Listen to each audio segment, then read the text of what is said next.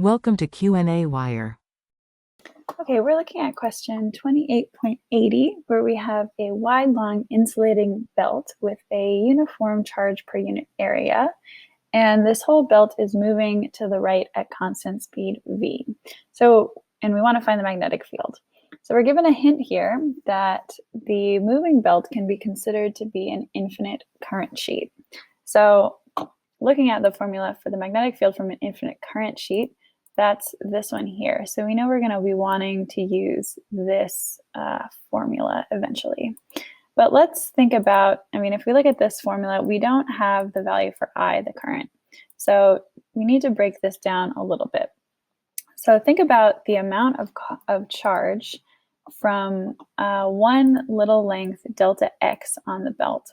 So delta x is this small amount of length of the belt. Delta q is the amount of charge on that length. And we can express the amount of charge in terms of this length and then the total length of the belt and then the charge density, which is sigma here. So this gives us the amount of charge. Remember, we want the current.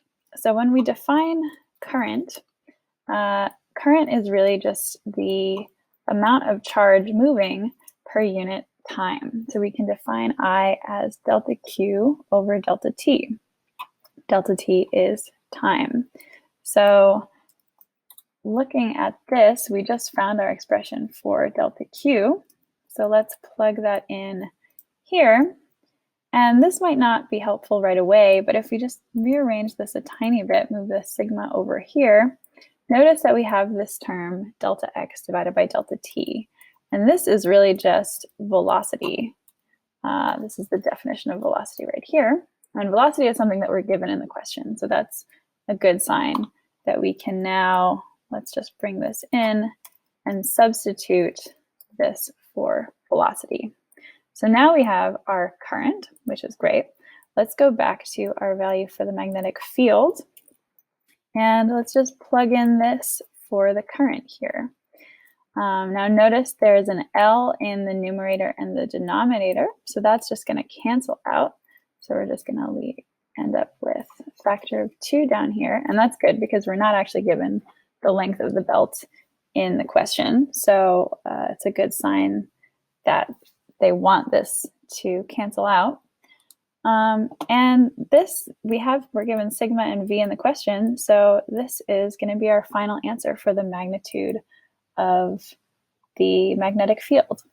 The last thing that we need to do is think about the direction.